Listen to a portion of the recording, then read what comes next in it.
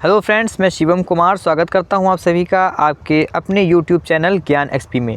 दोस्तों, आज की वीडियो में हम फिर से कंप्यूटर के टॉप 25 क्वेश्चंस कवर करेंगे। फ्रेंड्स, आज कुछ क्वेश्चंस कम हैं, आई थिंक क्वेश्चन 22 या 23 हैं, तो प्लीज़ आप लोग वीडियो के अंत तक बने रहिएगा। दोस्तों, जो लोग भी इस वीडियो को देखते हैं प्लीज़ आप लोग पूरा देखा करिए, क्योंकि आप लोग थोड़ा इस पर टाइम कम देते हैं, लेकिन मैं प्रॉमिस करता हूँ आपसे सारे क्वेश्चंस आपके लिए इंपॉर्टेंट हैं और इन्हीं से क्वेश्चंस पूछते जाते हैं और इसी टाइप का लेवल ही रहता है। तो फ्रेंड्स, जितने लोग भी वीडियो देखते हैं प्लीज़ पूरा देखा करिए, क्योंकि इससे बहुत हेल्प मिलेगी आपको। तो फ्रेंड्स, ज़्यादा टाइम न लेते हुए आपका शुरू करते हैं। प्लीज़ शेयर कीजिए वीडियो को अपने ग्रुप्स में, ताकि इसमें और लोग भी जुड़ें और इसका बेनिफिट सबको मिले। फ्रेंड्स, जो है CCC क्लासेस के क्वेश्चंस अलग होते हैं, वो सर जी डिस्कस करते हैं, तो आप लोग खुद देखते हैं कि कितने क्वेश्चंस आपके लिए जो है इंपॉर्टेंट होते हैं, जो कि CCC एग्ज़ाम में पूछे जाते हैं। फ्रेंड, ऐसे ये क्वेश्चन भी सारे एग्जाम्स में पूछे हुए क्वेश्चंस हैं, तो इनको भी हम वैसे ही डिस्कस कर रहे हैं आपके साथ, ताकि आपका कोई भी कंप्यूटर जीके के पोर्शन से या फिर कोई भी क्वेश्चन आपका जीके के पोर्शन से मिस ना हो। ठीक है, तो चलिए फ्रेंड्स, शुरू करते हैं वीडियो को और देखते हैं आज का पहला क्वेश्चन। प्लीज़ शेयर कीजिए, अगर पसंद आए तो लाइक कीजिएगा। तो फ्रेंड्स, शुरू करते हैं और देखते हैं आज का पहला क्वेश्चन।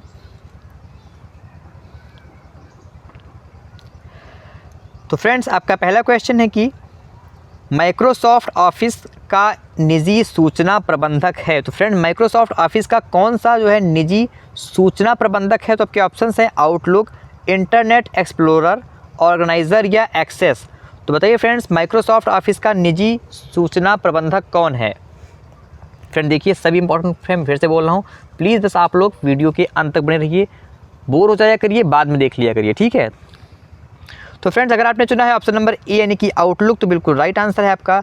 आउटलुक जो है ये माइक्रोसॉफ्ट ऑफिस का निजी सूचना प्रबंधक है। इसमें आपका ऑप्शन नंबर ए बिल्कुल सही उत्तर हो जाएगा, आउटलुक। क्लियर फ्रेंड्स, चलिए देखते हैं अगला प्रश्न। तो साथियों, आपका अगला प्रश्न है कि वाणिज्य प्रयोग के लिए उपलब्ध कराया गया पहला कंप्यूटर था। तो फ्रेंड्स, वाणिज्य प्रयोग के लिए उपलब्ध कराया गया पहला कंप्यूटर कौन था? तो आपके ऑप्शन है मनीऑक, एनीऑक, यूनिवॉक या एडसॉक। तो बताइए फ्रेंड्स कि कॉमर्शियल यूज़ के लिए यानी कि वाणिज्य प्रयोग के लिए उपलब्ध कराया गया पहला कंप्यूटर कौन था? तो फ्रेंड देखिए, अच्छे क्वेश्चन है ना, तो प्लीज़ आप लोग सपोर्ट कीजिए। तो फ्रेंड्स, ये था यूनिवॉक। ठीक है, और कौन? यूनिवॉक प्रथम था। ठीक है, यानी कि यूनिवॉक फर्स्ट। तो ठीक है, ये भी इसके आगे मैं लिखे देता हूँ, आपको PDF में मिल जाएगा। यूनिवॉक प्रथम ये जो है वाणिज्य कंप्यूटर, माफ कीजिए, वाणिज्य प्रयोग के लिए उपलब्ध कराया गया पहला कंप्यूटर था। ऑप्शन नंबर सी आपका इस प्रश्न के लिए बिल्कुल राइट आंसर हो जाएगा। और ये जो है इसको जो है प्रदत्त कब किया गया था? तो इसको 1951 में, ये भी इंपॉर्टेंट है, इसको भी आपको PDF मिलेगा। इसको उसमें जो है प्रदत्त किया गया था, ठीक है, जनगणना ब्यूरो को। ठीक है, इसमें आपका ऑप्शन नंबर सी बिल्कुल सही उत्तर हो जाएगा। क्लियर फ्रेंड्स, चलिए देखते हैं अगला प्रश्न। तो साथियों, आपका अगला प्रश्न है कि संचार नेटवर्क जिसका प्रयोग बड़ी संस्थाओं द्वारा प्रादेशिक और राष्ट्रीय वैश्विक क्षेत्र में किया जाता है, तो वह कहलाता है। तो फ्रेंड, ऐसे कम्युनिकेशन नेटवर्क जिसका प्रयोग बड़े बड़े इंस्टीट्यूट, प्रादेशिक और राष्ट्रीय वैश्विक क्षेत्रों में किया जाता है, यानी कि रीजनल और जो है फॉरेन जो है लैंग्वेज उसमें रीजन में, तो उसको जो है क्या कहते हैं? वो कौन सा नेटवर्क होता है? लैन होता है, वैन होता है, मैन होता है या वैन होता है? इनके फुल फॉर्म्स आप सभी को पता होंगे, तो अगर नहीं पता तो आप देख लीजिए, CCC के वीडियोज़ में आपको मिल जाएंगे।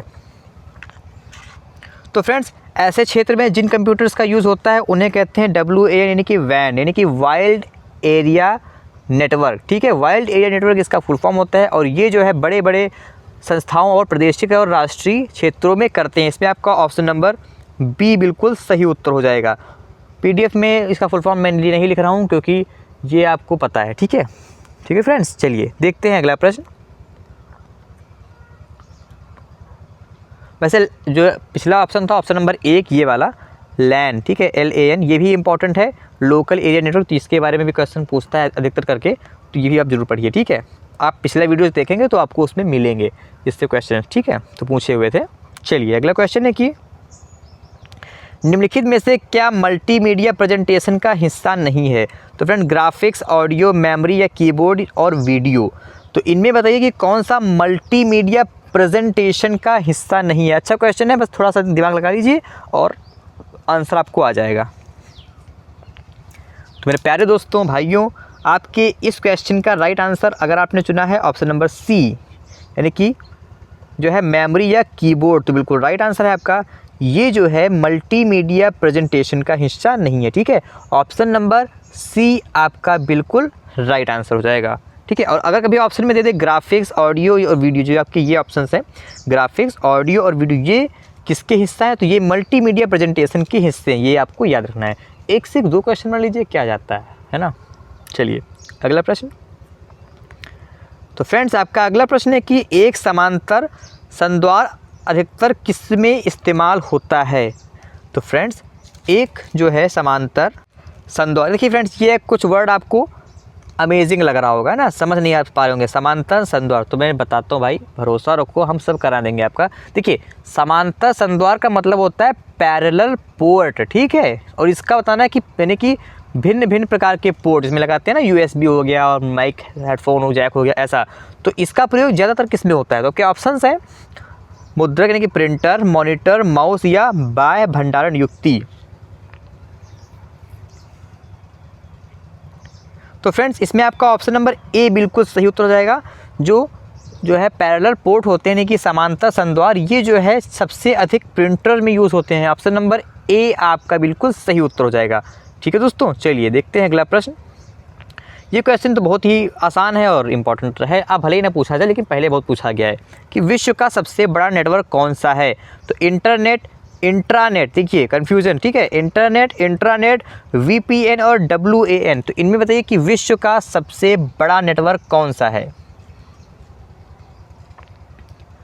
तो दोस्तों जिसके माध्यम से आप ये यूट्यूब देख रहे हैं, आप जो है ब्राउजिंग करते हैं, यही है इंटरनेट, ठीक है। ऑप्शन नंबर ए, और यही जो है विश्व का सबसे बड़ा नेटवर्क है। ऑप्शन नंबर ए बिल्कुल सही उत्तर हो जाएगा, ठीक है फ्रेंड्स। इंटरनेट विश्व का सबसे बड़ा नेटवर्क है। Clear friends. चलिए अगला क्वेश्चन। साथियों भरोसा रखिए, ठीक है फ्रेंड्स। देखिए SSC के वीडियोस आप ज़रूर देखें, और जो SSC क्लासेस जो हम चला रहे हैं उनमें हम टॉपिक वाइज कवर करा रहे हैं, तो वो आप जरूर देखा करिए। NTPC की क्वेश्चन है कोई बात नहीं, लेकिन आप SSC के जरूर देखा करिए, क्योंकि उसमें हम टॉपिक वाइज ही करा रहे हैं। और आप चाहें तो इनके नोट्स भी बना सकते हैं, ठीक है। और किसी में दिक्कत है तो आप हमें कंप्यूटर GK के पोर्शन में, भूगोल, साइंस, कुछ भी दिक्कत हो तो बस कमेंट कीजिए, ठीक है। चलिए फ्रेंड्स आपका अगला प्रश्न है कि निम्नलिखित में से कौन सा कंप्यूटर नेटवर्क नहीं है। तो दोस्तों कौन सा कंप्यूटर नेटवर्क नहीं है, तो आपके ऑप्शन हैं विस्तृत एरिया क्षेत्र नेटवर्क यानी कि WAN, स्थानीय क्षेत्र नेटवर्क यानी कि LAN, ठीक है, व्यक्तिगत नेटवर्क या महानगरीय क्षेत्र नेटवर्क। बताइए फ्रेंड्स इसमें से कौन सा कंप्यूटर का नेटवर्क नहीं है। आपके 188 क्वेश्चन का राइट आंसर क्या होगा। तो फ्रेंड्स देखिए ऑप्शन नंबर डी जो है ना, ये महानगरीय क्षेत्र नेटवर्क, ऐसा कोई नेटवर्क नहीं होता है, ठीक है। ऑप्शन नंबर डी आपका इसके लिए बिल्कुल राइट आंसर होगा। जो है ये कंप्यूटर नेटवर्क नहीं है। ऑप्शन नंबर डी आपका बिल्कुल सही उत्तर है। Clear friends. चलिए देखते हैं अगला प्रश्न। तो साथियों आपका अगला प्रश्न है कि थोड़ा बड़ा है कि यदि आप एक ऐसे फॉन्ट का प्रयोग करते हैं जो एक ब्राउज़र द्वारा सहायता प्राप्त नहीं होता है। फ्रेंड देखिए अगर आप किसी ऐसे फॉन्ट का यूज़ कर रहे हैं जो कि एक ब्राउज़र द्वारा सहायता प्राप्त नहीं होता है, तो उसका जो मूल पाठ यानी कि मेन पेज होगा तो उसमें क्या होगा। ऑप्शंस हैं केवल एरियल फॉन्ट का प्रयोग करते हुए प्रदर्शित होगा, या एक विशिष्ट पृष्ठभूमि के साथ प्रदर्शित होगा, या डिफ़ॉल्ट फॉन्ट में प्रदर्शित होगा, या प्रदर्शित ही नहीं होगा। तो बताइए फ्रेंड्स कि अगर आप ऐसे फॉन्ट का यूज़ करते हैं जो एक ब्राउज़र द्वारा सहायता प्राप्त नहीं है, तो ऐसे में क्या जो है प्रॉब्लम आएगी।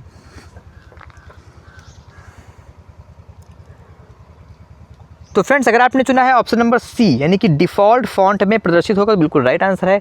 अगर आप ऐसे फॉन्ट का यूज़ करें, इसमें टाइपिंग की बात हुई है, अगर आप ऐसे फॉन्ट का यूज़ कर रहे हैं जो कि ब्राउज़र से उसको सहायता नहीं प्राप्त है, तो वो जो है डिफ़ॉल्ट फॉन्ट में प्रदर्शित होगा। ऑप्शन नंबर सी आपका इस प्रश्न के लिए बिल्कुल सही उत्तर है।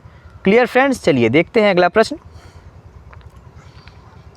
तो साथियों आपका अगला प्रश्न भी इंपॉर्टेंट है कि प्रयोक्ता के प्रोग्राम और हार्डवेयर के बीच निम्नलिखित में से मध्यस्थ यानी कि मीडिएटर के रूप में कौन कार्य करता है।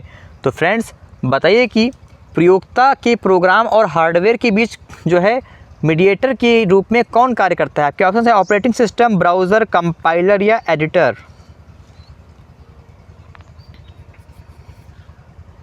तो फ्रेंड्स ये काम करता है ऑपरेटिंग सिस्टम यानी कि OS, ठीक है। ऑपरेटिंग सिस्टम यानी कि OS काम करता है? ऑप्शन नंबर ए आपका बिल्कुल सही उत्तर हो जाएगा इस प्रश्न के लिए। ठीक है दोस्तों, चलिए देखते हैं अगला प्रश्न।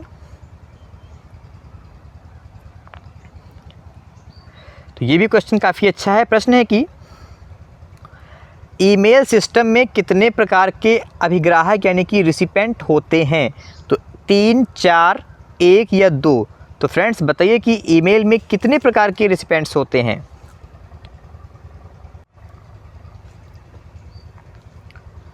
तो दोस्तों अगर आपने चुना है ऑप्शन नंबर सी यानी कि 1 तो बिल्कुल राइट आंसर है आपका। ईमेल में केवल एक ही प्रकार का अभिग्राहक होता है। ऑप्शन नंबर ए, माफ कीजिए, ऑप्शन नंबर सी आपका इस प्रश्न के लिए बिल्कुल राइट आंसर होगा। ठीक है फ्रेंड्स, चलिए अगला प्रश्न।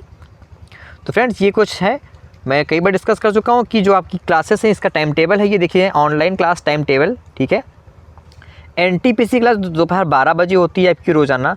जो कंप्यूटर की क्लास आप ये देख रहे हैं ये होती है रोज़ाना शाम 4 बजे। ठीक है फ्रेंड, SSC की क्लास आपकी रोज़ाना शाम 8 बजे होती है और CCC क्लास आपकी रोज़ाना शाम 7 बजे। ठीक है, तो ये क्लासेस का टाइम टेबल है, आप इसका स्क्रीनशॉट ले लीजिए। ठीक है, या PDF में भी आपको मिल जाएगा।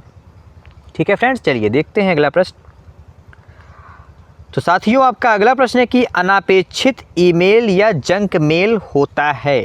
तो फ्रेंड्स अनवांटेड ईमेल्स को क्या कहते हैं? आपके ऑप्शंस हैं बम्ब, फैटबॉट, स्पैम या वर्म। तो फ्रेंड बताइए कि अनवांटेड ईमेल्स या जो जंक मेल होते हैं उनको क्या कहते हैं? तो फ्रेंड्स इनको बोलते हैं स्पैम। ठीक है, ऑप्शन नंबर सी आपका इस प्रश्न के लिए बिल्कुल सही उत्तर हो जाएगा। स्पैम ऐसे ईमेल को कहते हैं जो है थोक में भेजा जाता है। ठीक है, यानी कि जो है थोक में उनको भेजते हैं या उनको बिना बुलाए मेहमान कह लीजिए। ठीक है, सिंपल सी बात है, अनाहूत। ठीक है, बिना बुलाए मेहमान होते हैं ये अनापेक्षित यानी कि ये जो स्पैम मेल होते हैं। इसमें आपका ऑप्शन नंबर सी बिल्कुल सही उत्तर होगा। ठीक है दोस्तों, चलिए अगला क्वेश्चन। तो साथियों आपका अगला प्रश्न है कि निम्न में से कौन सी ऑप्टिकल डिस्क है? तो वर्म डिस्क, जिप डिस्क, जॉर्ज डिस्क या सुपर डिस्क में से कौन सी ऑप्टिकल डिस्क है?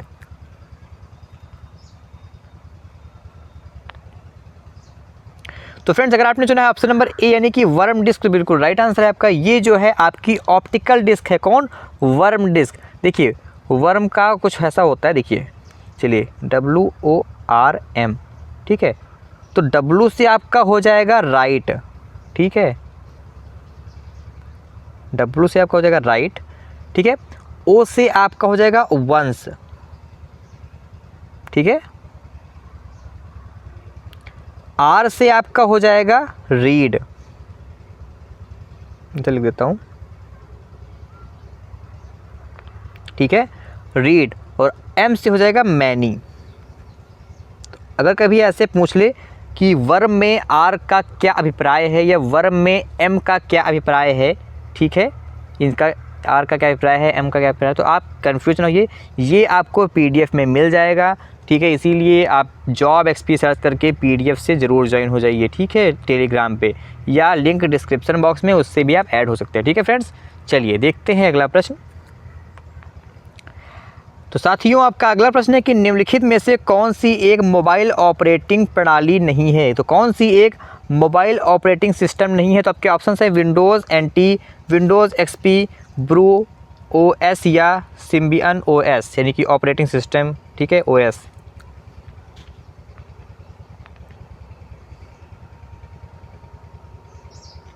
तो फ्रेंड्स अगर आपने चुना है ऑप्शन नंबर डी, ठीक है, सिम्बियन OS, तो बिल्कुल राइट आंसर है आपका। ये जो है मोबाइल ऑपरेटिंग सिस्टम है, मैंने अभी नहीं बोला था। ठीक है, ये क्वेश्चन गलत हुआ था। ये जो सिम्बियन OS यानी कि सिम्बियन ऑपरेटिंग सिस्टम है, यह जो है स्मार्टफोन्स के लिए बनाया गया ऑपरेटिंग सिस्टम है। ठीक है, इसमें आपका ऑप्शन नंबर डी बिल्कुल सही उत्तर हो जाएगा। ठीक है फ्रेंड, बाकी ये PC के लिए है, कंप्यूटर्स के लिए। ठीक है, option number D is the right answer. चलिए देखते हैं अगला प्रश्न। तो साथियों आपका अगला प्रश्न है कि निम्नलिखित में से किस प्रचालन प्रणाली यानी कि ऑपरेटिंग सिस्टम में नोटपैड एक टेक्स्ट संपादक है? तो किसमें है? विंडोज़ में, गूगल क्रोम, मोजिल्ला फायरफॉक्स या मैकिन्टोश। तो फ्रेंड बताइए कि जो है किस ऑपरेटिंग सिस्टम में नोटपैड जो है एक टेक्स्ट संपादक यानी कि टेक्स्ट एडिटर है?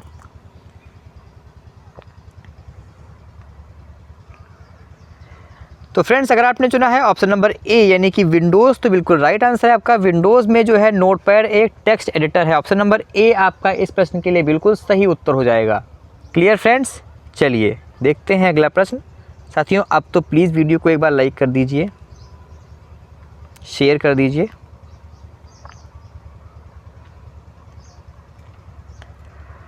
तो फ्रेंड्स आपका अगला प्रश्न है कि प्रस्तुतिकरण तैयार करने के लिए माइक्रोसॉफ्ट ऑफिस का कौन सा अनुप्रयोग उपयुक्त है। तो फ्रेंड्स इसमें पूछा गया है प्रस्तुतिकरण यानी कि प्रेजेंटेशन। ठीक है, अब आप समझ गए होंगे कि प्रेजेंटेशन बनाने के लिए किसका यूज़ करते हैं। तो आपके ऑप्शंस हैं Microsoft Excel, Microsoft Word, Microsoft PowerPoint या माइक्रोसॉफ्ट पब्लिशर। तो दोस्तों अब बताइए कि आपके इस क्वेश्चन का राइट आंसर क्या होगा। तो फ्रेंड्स अगर आपने चुना है ऑप्शन नंबर सी यानी कि माइक्रोसॉफ्ट पावर पॉइंट, तो बिल्कुल राइट आंसर है आपका। माइक्रोसॉफ्ट पावर पॉइंट का यूज़ प्रेजेंटेशन यानी कि प्रस्तुतिकरण बनाने के लिए किया जाता है। ऑप्शन नंबर सी आपका इस प्रश्न के लिए बिल्कुल सही उत्तर हो जाएगा। क्लियर फ्रेंड्स, चलिए देखते हैं अगला प्रश्न। तो दोस्तों आपका अगला प्रश्न है कि मॉनिटर कंप्यूटर का मॉनिटर होता है। तो कंप्यूटर का मॉनिटर क्या होता है। ऑप्शन हैं storage device, processing device, input device या आउटपुट डिवाइस।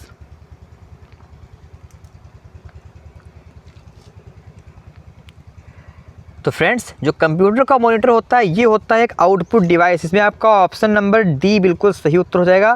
कंप्यूटर का मॉनिटर एक आउटपुट डिवाइस होता है। ऑप्शन नंबर डी आपका इस प्रश्न के लिए बिल्कुल सही उत्तर है। ठीक है दोस्तों, चलिए अगला प्रश्न। सेम क्वेश्चन रिपीट हुआ है।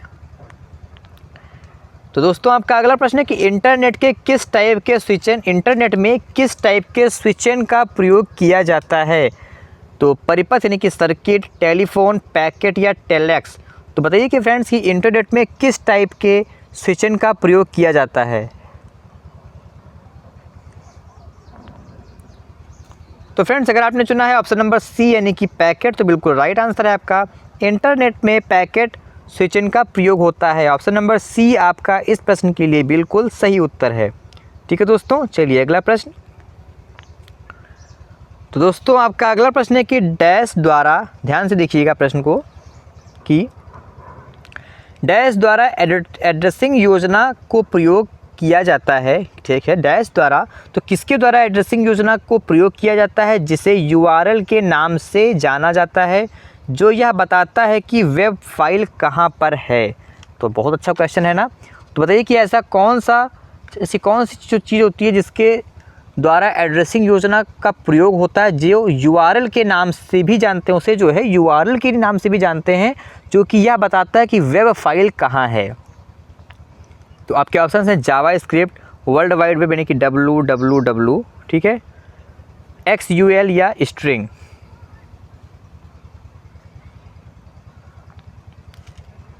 तो फ्रेंड्स अगर आपने चुना है ऑप्शन नंबर बी यानी कि वर्ल्ड वाइड वेब, तो बिल्कुल राइट आंसर है आपका। ये जो है वर्ल्ड वाइड वेब, इसे जो है इसके द्वारा एड्रेसिंग योजना को प्रयोग किया जाता है। वर्ल्ड वाइड वेब के द्वारा एड्रेसिंग योजना को प्रयोग किया जाता है, जिसे URL के नाम से भी जाना जाता है, जो यह बताता है कि वेब फाइल कहाँ पर है। ऑप्शन नंबर बी आपका इस प्रश्न के लिए बिल्कुल सही उत्तर है। ठीक है दोस्तों, देखते हैं अगला प्रश्न।